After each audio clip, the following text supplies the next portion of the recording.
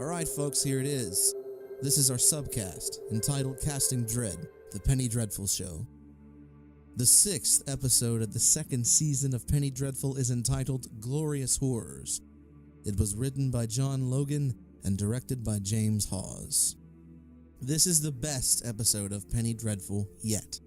Never have the witches been more powerful than at the beginning of this episode. Sir Malcolm is apathetic to the death of his wife. He's entirely under Evelyn's spell.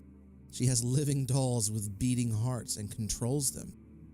Sembeni knows it's not Malcolm, and they're trying to figure out what's wrong with Sir Malcolm, and then all of a sudden enter Mr. Roper, who's man enough to walk in and check out Ethan Chandler and talk to him face to face.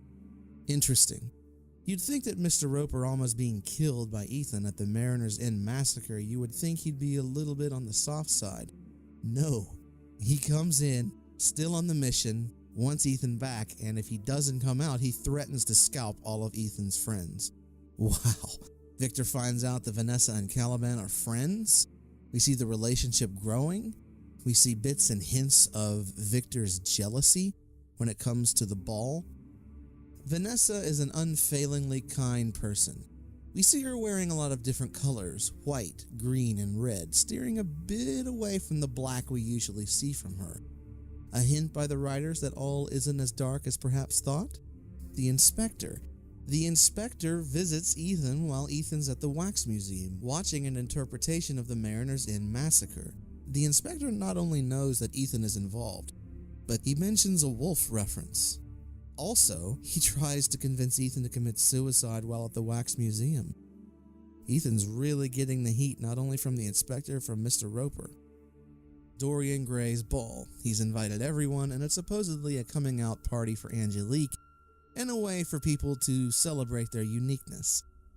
Interestingly enough, Lily's memory starts to stir inside of Dorian Gray's mansion. Victor Frankenstein is jealous. We get a lot of information also at the ball. Mr. Lyle and Hecate.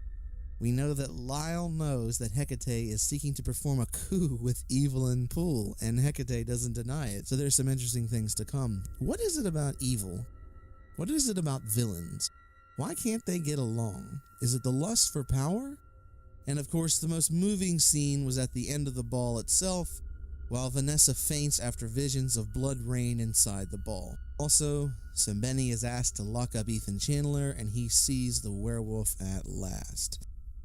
Now, there's a couple things. Ethan's going through quite a bit right now, and there is a way out. Since Mr. Roper was hurt but not killed, is it possible that Mr. Roper becomes a werewolf? And the Inspector will then turn the investigation away from Ethan Chandler. Another scene which makes this episode unique is when Evelyn is talking about God. God cast her out and shunned the world. It's a bit of an attempt to make Evelyn more human, which is nice, but it's a bit hard to sympathize with her. There's a novel called The Dracula Tape by Fred Saberhagen where Dracula tries to rationalize his actions. While good, it's still just a touch unbelievable, but I like that. I like the way they do it here better. What is the point of her helping the devil get Vanessa? The great quote is, "To live forever while the world suffers." There's a scene where Evelyn is talking to Lyle. You can feel Dracula's presence in the room, though he isn't there. She's sitting by the fire. It's an intimate conversation. The music is very subtle, just like Bram Stoker. Especially in the scenes with Lucy and Mina and right before they become infected. There's a presence that's there, the subtext, and Penny Dreadful gets that very, very good. Dorian Gray is back. He is brought somewhat into the fold again by hosting a ball. But again, he's outside of it. What is his point? We discussed a couple episodes ago about Dorian Gray being by himself and away from the rest of the group. It's as if, one, the writers are trying a bit too late to bring him back into the fold, and two, he is really just romantic fodder, and it hasn't changed. There's no real point of him. Celebrating uniqueness has been done again and again by Vanessa and Caliban and Mr. Lyle and Ethan Chandler and Sembeni, All of these characters celebrate duality and uniqueness. We don't need Dorian Gray to be simply romantic fodder. He could be killed off. This is the first episode in a long time where the writers tried to bring Dorian Gray back to relevance, and it's honestly too late. While sometimes very sweet, sometimes trying to be a little bit romantic, there's no real point in it. It's done by so many other characters on the show that he is simply taking up space. He is there just to be eye candy. He is simply window dressing. And I don't like it. I don't like Dorian Gray's story. It's boring. I don't mind the transgender part of it. It's nice that we're opening up for sexuality and things of that nature. But Dorian Gray really is a waste of space, and he's a waste of time. He doesn't have a point. I don't know if and when he shows what relationship he has with Dracula, whether that's going to fix it. All in all, he just seems like a wasted part. It really does. It's unfortunate. However, this is easily the best episode of Penny Dreadful yet. It continues to top itself.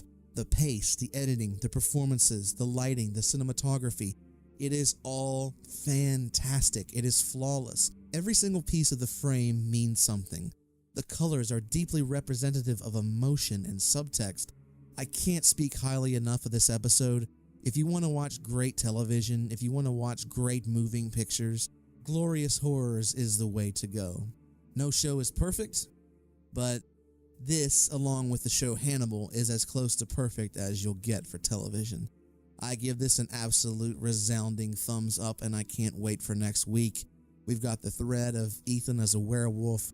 What's going to happen with Mr. Roper? Will Sambeni, how will he handle that revelation? And also Caliban. What's going to happen when Caliban finds out about the romance between Victor and Lily? How is Victor going to cope with this newfound jealousness? And how is Vanessa again going to survive after Evelyn and her witches have put all this on her? I can't wait to find out, and don't forget that the next episode of Penny Dreadful is this coming Sunday, 10 p.m. on Showtime. No excuse. The episode is entitled Little Scorpion. From what we see in clips and trailers and pictures, it's going to be a bit of a departure in terms of location, and I'm looking forward to see what they do in a more natural setting. It's been explored before, part of Vanessa's origins. Can't wait. 10 p.m. Showtime. Next episode of Penny Dreadful. Don't miss it.